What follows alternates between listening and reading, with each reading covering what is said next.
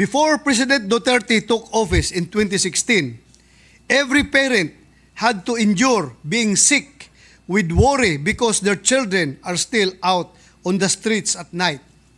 Every child has never felt secure going home alone, and every family had a story or two of a crime committed in their neighborhood because of drugs. Rodrigo Roa Duterte was the only president of this republic who dared to wage an all-out war against the proliferation of illegal drugs in the country. One might say that it was like opening a can of worms. Yes, this argument might be true. However, waging the war on drugs also opened our eyes to a reality we refuse to acknowledge. Or was it merely hiding in plain sight? At the start of his term, then President Duterte made us realize that the drug problem was massive and complex, a web of intricate systems that branch out into other different criminal activities. Fortunately for the Philippines, our president was ready and willing to be the first to do the dirty and difficult work in order to untangle the knots of the criminal web.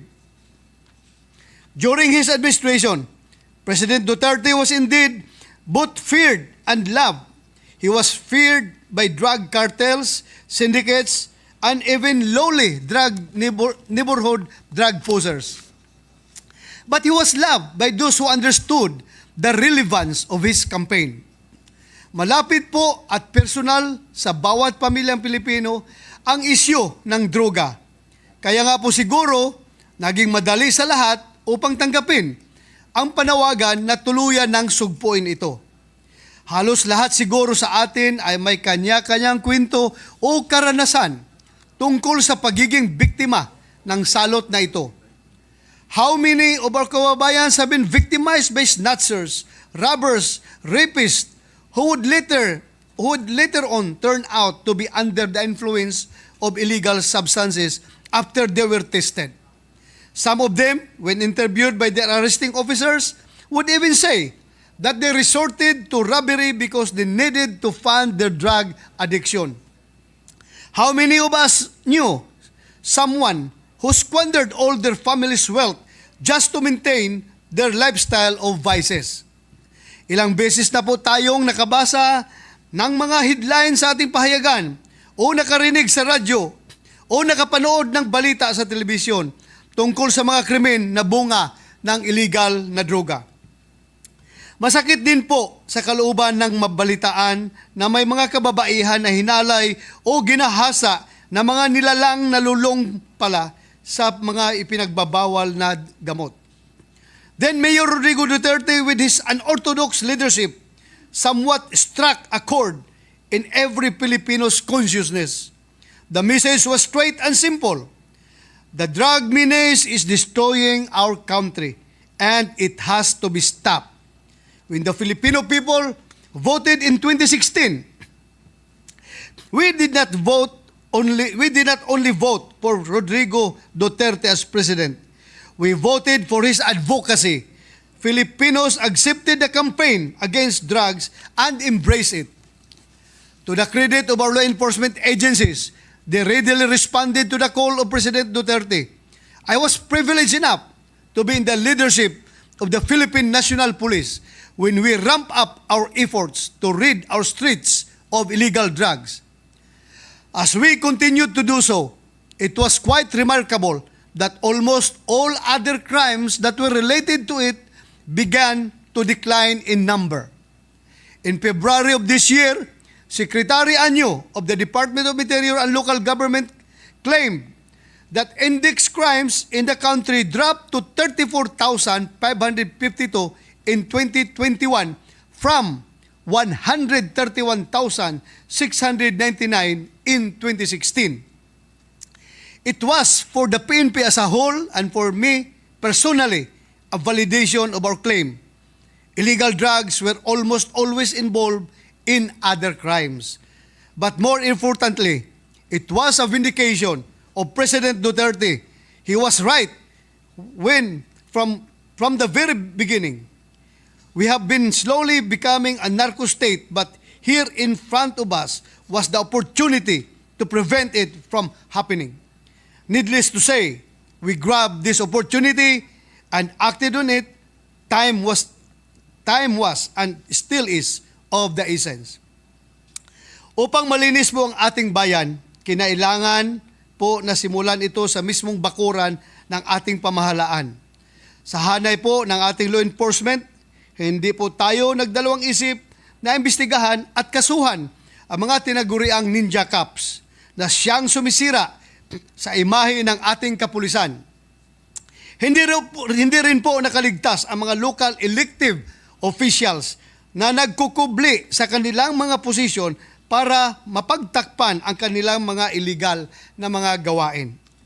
Ginoong Pangulo, marami pong mga public relation efforts na ginagawa ang ating pamahalaan upang mapaganda ang reputasyon ng PNP. Pero modesty aside po, dahil po ako ay naging PNP chief, noong panahon po na pinatupad natin ang war on drugs, nanumbalik po ang respeto ng ating mga mamamayan sa ating mga pulis. At yun po siguro ang pinakamatamis at pinakamasarap na gantimpala para sa isang nagsiserbisyo publiko, ang tiwala ng ating mga kababayan. We engage in the drug war not because we love war. On the contrary, we Filipinos have always loved peace. Our goal then and until now has always been to have a safe and peaceful community. And if being relentless in pursuing this goal meant heading towards a collision course with killers, monsters, and heartless criminals, so be it. We march head on into battle and push further. Presidents, governments, administrations, none of this will ever be perfect. But fortunately for us, there is something more important than perfection. What matters more is how much we try to make our nation better. Criminals of all forms, from street thugs to syndicate leaders, would do everything in their power for the government not to succeed. But Mr. President, they always end up on the losing end of this fight because our police and other law enforcement agencies have a formidable ally, our people. The same way that Filipinos welcome President Duterte's war on drugs, I honor and salute its continuance during President Bongbong Marcos' term. Under the current leadership of the DILG and the PNP, they have established creative programs that also aim to address the drug problem. Among those programs, there are two that I wish to highlight. Mr. President, the first one is the Buhay Ingatan Drugay Ayawan or BIDA program of the DILG, which was launched in October of this year. Layunin ng programang ito na magkaisa ang lahat ng ahensya ng gobyerno, kasama rin ang bawat LGU sa pagsugpo ng illegal na droga. Sa ilalim ng BIDA program, mas lalong nabigyan ng diin na ang bawat isa sa atin ay kaisa ng gobyerno, ang ating mga simbahan, eskwelahan, at lahat ng lokal na institusyon. Life is beautiful. Kaligtasan nyo, sagot ko, tulong-tulong tayo. This is the second program that I want to give emphasis on. Mr. President, the newest slogan of the Philippine National Police. The slogan emphasizes the beauty of life, despite the trials that our country may face. But of course, life will only be more beautiful if we choose to make it so. Tulong-tulong po tayo. I admire and support these innovative programs. I know that with their full and proper implementation, we will continue to see our country improve its law and order. When I see our men and women in uniform, I cannot help but feel proud of what we have achieved in President Duterte's tenure, but also look forward to what we can accomplish in the years to come. But while I anticipate I admit that I also worry, Mr. President. Marami po tayong mga sindikato na nabuwag at mga kriminal na naipakulong dahil sa kanilang pagkakasangkot sa illegal na droga noong panahon ni Pangulong Duterte. Maganda po itong pamana para sa administrasyon ni PBBM. Ngunit, sa kasamang palad, Mr. President, mayroon pa ring mga matitigas ang ulo at tila sinusubukan nila makabalik sa kanilang mga dating gawi. Kaya naman po, hindi tayo dapat magpakampante. Kamakailan lamang ay may mga ulat tayong natanggap na may mga grupo na naman na mga ninja cops na mukhang gustong gumawa ng pangalan sa larangan ng krimen. Habang nakatuon ang atensyon nating lahat para masugpo at mapugutan ng ulo ang mga sindikato, tahimik na gumagalaw ang kanilang mga galamay. Kumikilo sila dahil sa pakiramdam nila ay hindi sila mapapansin or matutukoy. Naglalakas loob ang mga tiwaling pulis at PDEA agents na ito dahil akala nila ay walang nakatingin at walang nagbabantay. Nitong nakaraang linggo lamang, 7 PDEA agents ang nahuli sa isang buy-bust operation sa Taguig. The estimated amount of drugs seized from them was more or less 100 grams worth 680,000 pesos. Uulitin ko po, mga PDEA agents po ang mga ito, kasama ang kanilang chief ng Southern District Office na nahuling nagbibinta ng droga sa loob mismo ng kanilang opisina. On October 8, 2020, PDIG Isoyo conducted an anti-drug operation which resulted in the arrest of Police Master Sergeant Rodolfo B. Mayo Jr., an active member of the Police Drug Enforcement Group, Special Operation Unit, National Capital Region. Subsequently, police operatives raided the place where the suspect came from during the buy-bust operation. The WPD Lending Incorporated at 1742 Jose Abad Santos Avenue, Santa Cruz, Manila, that led to the discovery of a whopping 990 kilos of shabu. Ang monetary value ng 990 kilos ayon sa report ay 6.7 billion pesos. Habang tayo rito sa Senado, ay hirap na hirap kung saan tayo maghahagilap ng pundo para mas maayos na maipatupad ang mga proyekto at programa ng pamahalaan sa taong 2023, tila madali lamang kumita ng bilyon-bilyon para sa mga ninja cops. Isa itong si Police Master Sergeant Rodolfo Mayo Jr. sa mga ninja cops na nire-assign natin sa Mindanao noong 2016. Ako ngayon ay nagtataka, bakit ito naibalik sa Metro Manila at ginawa pang intelligence officer ng PDIG Isoyo NCR. At tuluyang lumaki pa ang kanyang papel in the proliferation of illegal drugs. Indeed, drug syndicates are back and they are coming back with a vengeance. Isa pang kagulat-gulat na pangyayari noong nakaraang linggo, 2 pulis na kagagaling lang sa isang anti-illegal drug operation ang inambos at pinatay sa Pampanga ng hinihinalang Flores Drug Syndicate. Sino kaya itong sinasabing Flores Drug Syndicate ng Dao, Pampanga? These 2 policemen died on the spot. Nahuli na ang 3 suspect, Mr. President, but the point remains, it seems the criminals are becoming bolder, shooting policemen at point-blank range, ending the lives of our operatives in an ambush attack.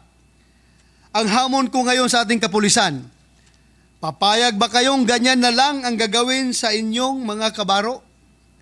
Needless to say, the full force of the law should be applied to them. Minsan may isang mayor ang nakapagtanong po sa akin at nagsabi, "Sir, bumabalik na po sila. They are back in business. Ano po ang gagawin namin, Senador?" Ang tanging sagot ko, "Huwag nyo silang patayin. Of course, we value life life is indeed beautiful. But this also means that we cannot get complacent when the lives of our families, our children are threatened, when the lives of those whom we love are no longer beautiful. Wala pong panahon para maging kampante ang ating kapulisan sapagkat ito po ang hinihintay ng ating mga kalaban. The slightest distraction that we commit, these traitors among our ranks will grab all the opportunities to enrich themselves, even though this would entail the destruction of lives, theirs included. Hindi po sila tumitigil, kaya ganon din dapat tayo. Ipagpatuloy natin ang ating mga nasimulan na at gamitin ang mga natutunan mula sa mga karanasang napulot natin mula sa nakaraang administrasyon. The Supreme Court in the case of People versus Amirel showed their disappointment when it declared in March 2019 that, and I quote, "We are swamped with cases involving small fry who have been arrested for minuscule amounts. While they are certainly a bane to our society, small retailers are but low-lying fruits in an exceedingly vast network of drug cartels. Both law enforcers and prosecutors should realize the more effective and efficient strategy is to focus resources more on the source and true leadership of nefarious organizations or the drug cartels." While the Supreme Court's suggestion is not entirely devoid of error, we express our utmost admiration that our government is going after what we call big fishes. However, we should not lose focus on the petty and common crimes that happen because of drugs. As experience will tell us, Mr. President, a holistic and all-encompassing approach to this problem is needed to beat our enemies. The fact that the ninja cop behind the 6 billion worth of shabu was arrested is in itself a victory. For this arrest and for the many others, we rightly applaud our Philippine National Police. I hope more arrests will follow since alam nating hindi kaya ng isang police master sergeant lamang na magpatakbo ng ganito kalaking drug empire. Strategically, we have made our attacks from multiple angles and on different fronts. Through our awareness campaigns, we have continued to win the hearts of our people and involve them in our noble cause. Simultaneously, we have conducted investigations, made arrests, and filed cases against drug lords, small or big. There was no distinction. All of them are answerable to our laws. Yes, we must go after the source of this evil, but we must not forget the seeds they have sown in our society. May kasabihan po tayo, walang malaki na nakapupuwing, Mr. President. These small-time drug dealers and criminals are potential cartel leaders and would-be enemies of the state. Huwag po nating isnabin ang mga small fish in our campaign, Mr. President. Kasi maliliit na isda nga lang sila, pero sila po ang mga piranha na kayang kumain ng isang buong baka in a matter of seconds. Sila po ang nang-hold up, nang-snatch, nananaksak at nang-rape, Mr. President. Ang hamon ko sa ating mga kapulisan, Mr. President, ay hayaan nilang maglakad sa kalsada ang kanilang mga anak na babae sa 10 oras ng gabi. At kung sila'y nakakauwing hindi na pagsamantalahan or namulistya, saka natin masasabing safe na tayo, Mr. President. We know we are safe when we, the peace-loving people, are the ones who really own the streets and not the other way around. Recent data from the PNP boasted decrease in crime incidents in the period from January 1 to November 13, 2022. There were 33,844 recorded incidents of these crimes. This translated to a decrease of 2.72% year-on-year than the 34,665 792 recorded in the same period in 2021. We thank the PNP and the PDEA for the relentless pursuit in making our streets safer. In every successful anti-drug operation that we accomplish, we do not simply congratulate our operatives. We say, keep up the good work. Mr. President, the success of anti-drug and anti-criminality campaigns are measured differently by ordinary people on the ground. They don't just look at the numbers. Kung umabot na po sa punto na hindi na natin isinisukbit ang ating backpack, sa ating harapan ang ating mga backpack, at pwede na tayo mag-text kahit saan nang hindi nahahablot ang ating mga cellphone, palagay ko po ay ganap na nagtagumpay na tayo. And ultimately, as I said at the beginning of this speech, if parents are no longer afraid of allowing their children to go home alone at night, therein lies the true measure of success. Mr. President, ramdam na po natin ang presensya ng Kapaskuhan. Marami sa ating mga mamamayan ang excited bumili ng regalo at pagkain para sa Pasko. Ngunit, sigurado po akong nakikita rin itong oportunidad ng mga masasamang loob. The coldness of the weather brings out the coldness of hearts. We are calling for more vigilance to the drug problem. More money is circulating in the community, and we expect an increase in illegal drug activities that would translate to more crime incidents. Iparamdam po natin ang presensya ng kapulisan sa ating mga kalsada. Muli sa ating pong kapulisan, wasto ang ating gira laban sa droga. Ipagpatuloy natin ang ating mabuting hangarin na imulat na natin ang ating mga kababayan at buong-buo ang pagtanggap nila sa atin. Tandaan natin, nakatuwang natin sila sa patuloy na pagpapaganda ng ating bayan. Paghusayan pa natin, the nation is ecstatic with our progress. Let us keep our spirits high and our dedication to serve strong. Let us always strive to make life beautiful for our children and for the generations to come. Let us continue our relentless fight against illegal drugs. If we hit hard on illegal drugs, we hit hard on criminality, Mr. President. And as a reminder, dahil baka po nakalimutan na ng ilan, ako po si Bato, nagalit sa mga gumagamit at nagbibinta ng bato. A wise man once said, "My God, I hate drugs." Allow me to end with a Visayan word that best captures today's message to sustain the good we have started. Padayon. Daghang salamat, Mr. President.